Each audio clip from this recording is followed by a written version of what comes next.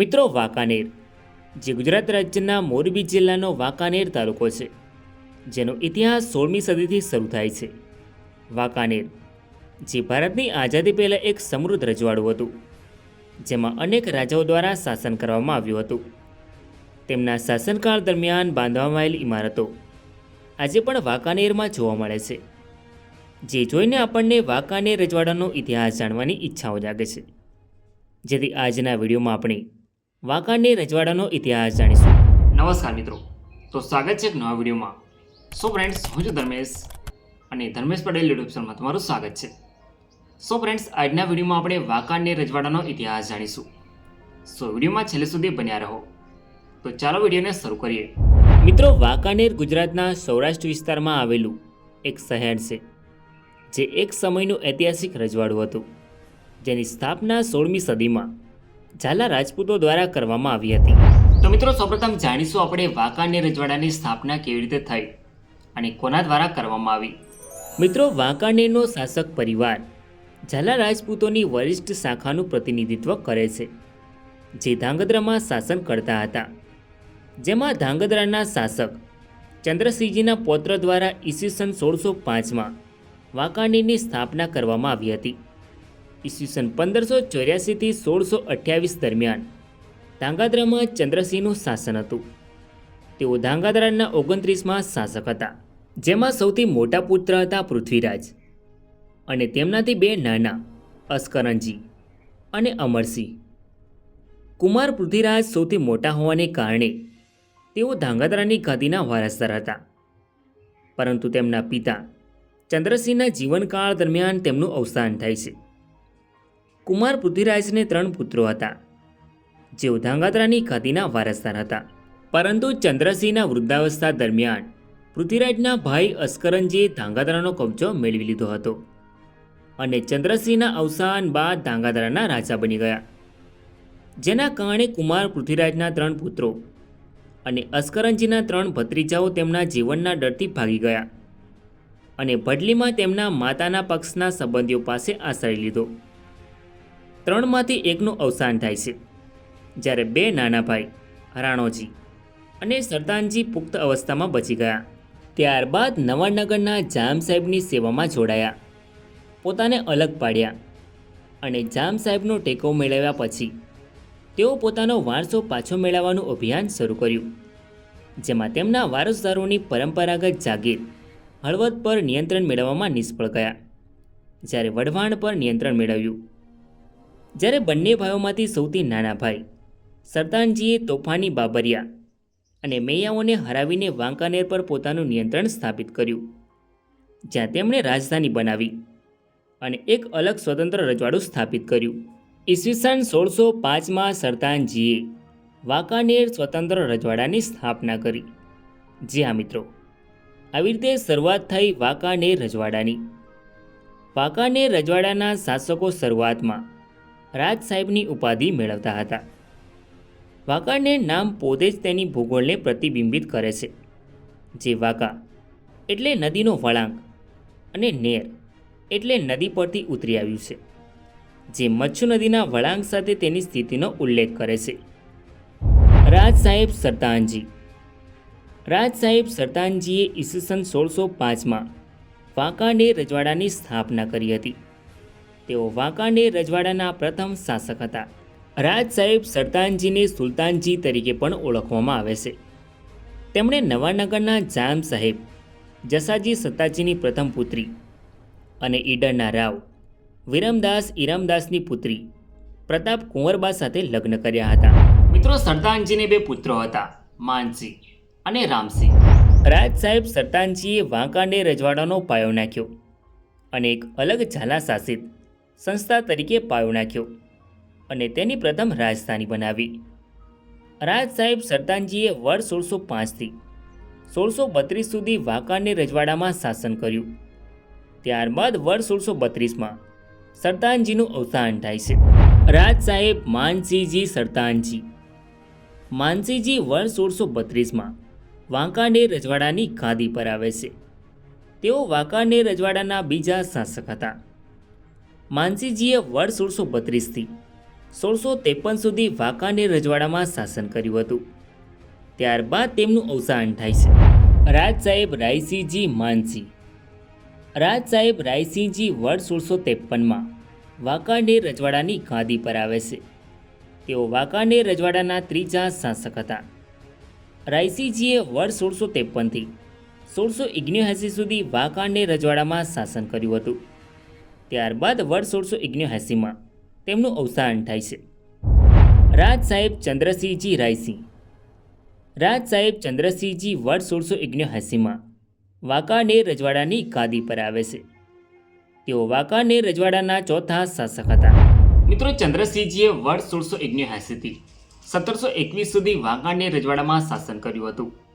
ત્યારબાદ વર્ષ 1721માં તેમનું અવસાન થાય છે. રાજ સાહેબ પૃથ્વીરાજ ચંદ્રસિંહ. રાજ સાહેબ પૃથ્વીરાજ વર્ષ 1721માં વાંકાનેર રજવાડાની ગાદી પર આવે છે. તેઓ વાંકાનેર રજવાડાના પાંચમા શાસક હતા. પૃથ્વીરાજજીએ વર્ષ 1721થી 1728 સુધી વાંકાનેર રજવાડામાં શાસન કર્યું હતું. ત્યારબાદ વર્ષ 1728માં તેમનું અવસાન થાય છે. રાજ સાહેબ કેસરીસિંહ ચંદ્રસિંહ. રાજ સાહેબ કેસરીસિંહ વર્ષ 1728માં વાંકાનેર રજવાડાની ગાદી પર આવે છે. તેઓ વાંકાનેર રજવાડાના છઠ્ઠા શાસક હતા. કેસરીસિંહે વર્ષ 1728થી 1749 સુધી વાંકાનેર રજવાડામાં શાસન કર્યું હતું. ત્યારબાદ વર્ષ 1749માં તેમનું અવસાન થાય છે. રાજ સાહેબ ભરોજી કેસરીસિંહ.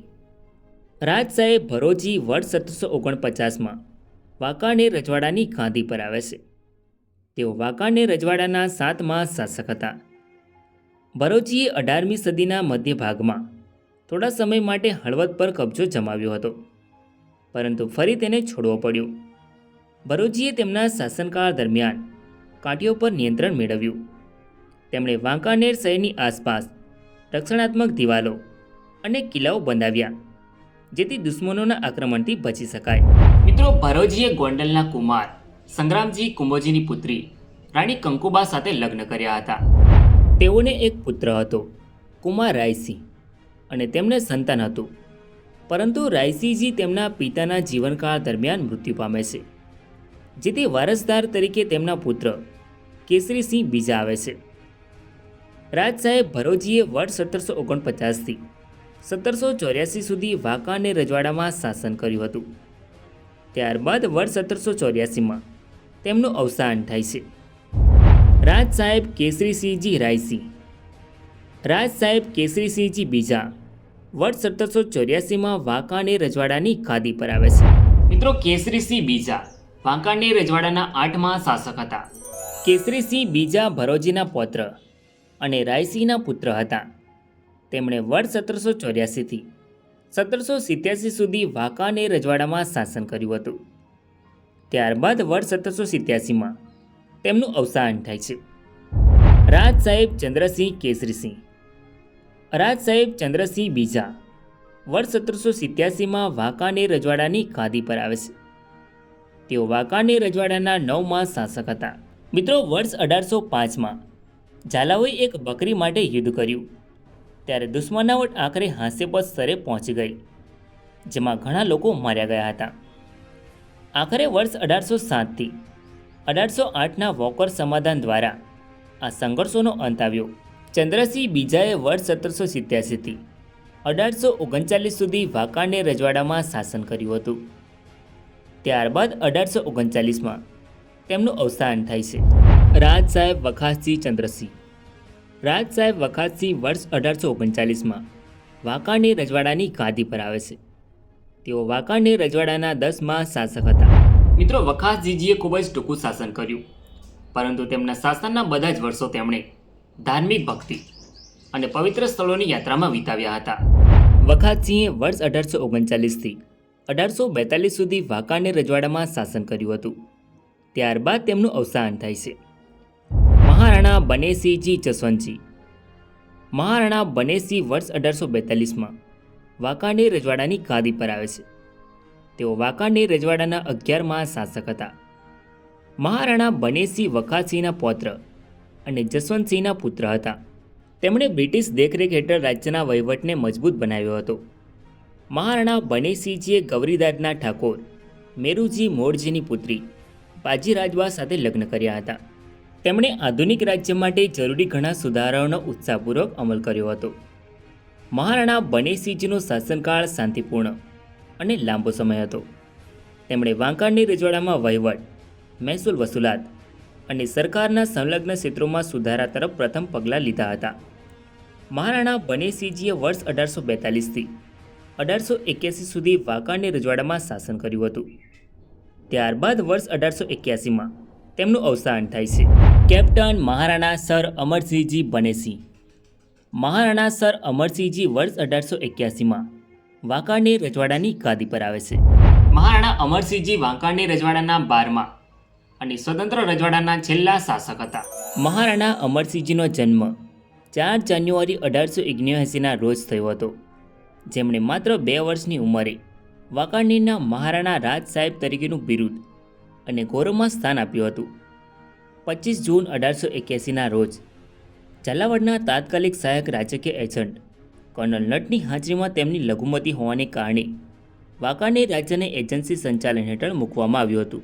મહારાણા અમરસિંહજીનું શિક્ષણ રાજકોટની રાજકુમાર કોલેજમાં થયું હતું, જ્યાં તેમને ચેસ્ટર મેઘનાગટન અને CW વેડિંગ્ટનની દેખરેખ હેઠળ મૂકવામાં આવ્યા હતા. તેમણે ત્યાં અંગ્રેજી બોલવા માટે ફર્ગ્યુસન ગોલ્ડ મેડલ જીત્યો હતો. મહારાણા અમરસિંહજીએ કોલેજનો અભ્યાસ પૂર્ણ કર્યા પછી તેમણે 1898માં શ્રીલંકા અને ભારતનો પ્રવાસ કર્યો હતો. તે જ વર્ષે તેમણે FD હેન્કોક સાથે ઇંગ્લેન્ડની મુલાકાત લીધી અને ત્યાં 4 મહિના વિતાવ્યા. ત્યારબાદ ફ્રાન્સના પેરિસની મુલાકાત લીધી અને અંતે 22 ઓક્ટોબર 1898ના રોજ વાંકાનેર પાછા ફર્યા. 19 માર્ચ 1899ના રોજ કાઠિયાવાડના તત્કાલિક રાજકીય એજન્ટ JM હન્ટર દ્વારા દરબારમાં તેમને સરકારની સંપૂર્ણ સત્તાઓ સોંપવામાં આવી. ત્યારે આ લાંબી લઘુમતીનો અંત આવ્યો. મહારાણા અમરસિંહજીના શાસન સંભાળ્યા પછી તરત જ વાંકાનેરમાં 1900માં ભયંકર દુષ્કાળ પડ્યો, જેથી તેમણે ઉદાર અને કાળજીપૂર્વક રાહત પ્રયાસો કરીને તેને સારી રીતે સંભાળી, જેના કારણે ભૂખમારીથી પીડિત અને મૃત્યુ થતા લોકો બચી ગયા. દુષ્કાળ સામે રાહત માટે તેમણે 2 સિંચાઈ ટાંકીઓ બનાવી. એક વડસર ખાતે, જે જસવંતનગર ટાંકી તરીકે ઓળખાય છે, જેનું નામ તેમના દાદા પરથી રાખવામાં આવ્યું હતું, અને બીજી મેરસિયા ખાતે બાંધી, જેનું નામ તેમના પિતાના નામ પરથી વિનયસાગર રાખવામાં આવ્યું હતું. મહારાણા અમરસિંહજીને શિક્ષણમાં ખૂબ જ રસ હતો. તેમણે પ્રાથમિક શિક્ષણ મફત કર્યું અને હાઈસ્કૂલ પૂર્ણ કર્યા પછી કલા, એન્જિનિયરિંગ અથવા મેડિકલ કોલેજમાં અભ્યાસ કરવા માંગતા વિદ્યાર્થીઓ માટે શિષ્યવૃત્તિની સ્થાપના કરી. મહારાણા અમરસિંહે નવેમ્બર 1900માં રાજકોટ ખાતે વાઇસરોયના દરબારમાં હાજરી આપી હતી. તેમણે 1911માં દિલ્હી દરબારમાં હાજરી આપી, જ્યાં તેમને જ્યોર્જ પંચમ દ્વારા વ્યક્તિગત રીતે Knight Commander of the Order of the Indian Empire બનાવવામાં આવ્યા હતા. એક સુશિક્ષિત અને પ્રગતિશીલ શાસક, તેમણે પોતાની પ્રજાના કલ્યાણમાં સુધારો કરવામાં ઘણો રસ દાખવ્યો હતો. મહારાણા અમરસિંહજીએ ખેડૂતોને નાણાં પૂરા પાડવા માટે સૌરાષ્ટ્રમાં પ્રથમ ખેડૂત સહકારી બેંકની સ્થાપના કરી. કૃષિ તેમજ ડેરી અને કાપડ ઉદ્યોગને પ્રોત્સાહન આપ્યું. તેમણે ગ્રામીણ સ્વ સરકારી યોજનાઓ, રાજ્ય કર્મચારીઓ માટે પ્રથમ પેન્શન, જાહેર સેવાઓમાં સુધારા અને મજબૂત અને અસરકારક પોલીસ દળ પણ રજૂ કર્યું હતું. મહારાણા અમરસિંહજી એક પ્રતિભાશાળી રમતવીર હતા. તેમણે બેડમિન્ટન, ક્રિકેટ અને નિશાનબાજીમાં પણ ઉત્કૃષ્ટ પ્રદર્શન કર્યું હતું. તેમણે મોટરિંગ, વિમાન અને સ્થાપત્યમાં પણ ઘણો રસ દાખવ્યો હતો. મહારાણા અમરસિંહજીએ વાંકાનેરમાં અનેક મહેલો અને જાહેર ઇમારતો અને બોમ્બેમાં વાંકાનેર હાઉસ બનાવ્યું હતું. મહારાણા અમરસિંહજીએ 1931ના રોજ તેમની સુવર્ણ જયંતિ ઉજવી હતી. પ્રથમ વિશ્વયુદ્ધ દરમિયાન મહારાણા અમરસિંહે તેમના રાજ્યના તમામ સંસાધનો સરકારના હાથમાં સોંપી દીધા હતા અને સક્રિય સેવા આપી હતી. મહારાણા અમરસિંહજી ફ્લેન્ડર્સમાં કાઠિયાવાડ મોટર એમ્બ્યુલન્સ કોર્પ્સ સાથે મોરચા પર હતા, ત્યારે તેમને કેપ્ટનનો કામચલાઉ હોદ્દો આપવામાં આવ્યો હતો.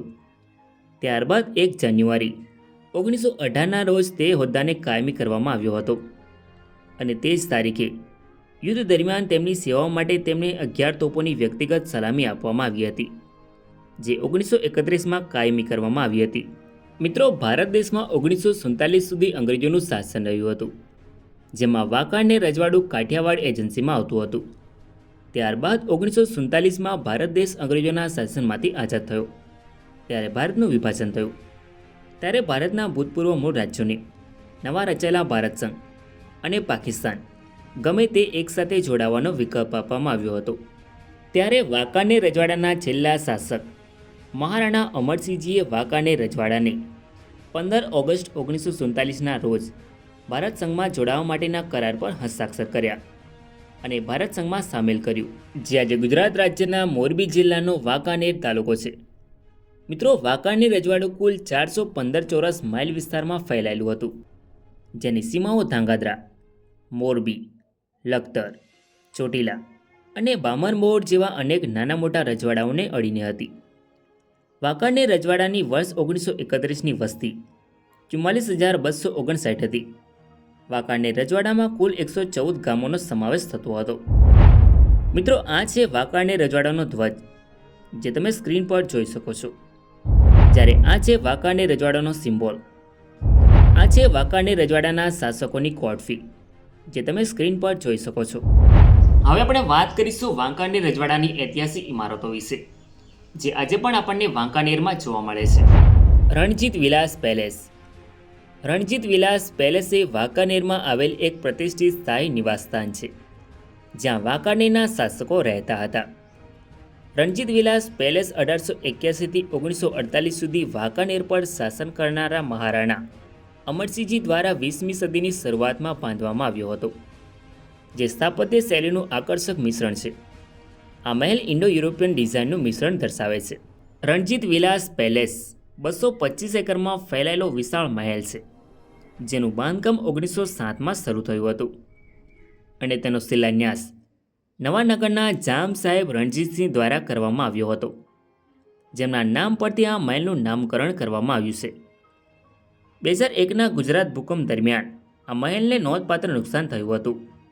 હાલના સમયે એક ભાગ રાજવી પરિવારનું ખાનગી રહેઠાણ છે, જ્યારે અન્ય વિભાગ હેરિટેજ હોટલ તરીકે કાર્યરત છે. સો ફ્રેન્ડ્સ, આ તો વાંકાનેર રજવાડાનો ઇતિહાસ. આઈ હોપ કે તમને આ વિડીયો ગમ્યો હશે.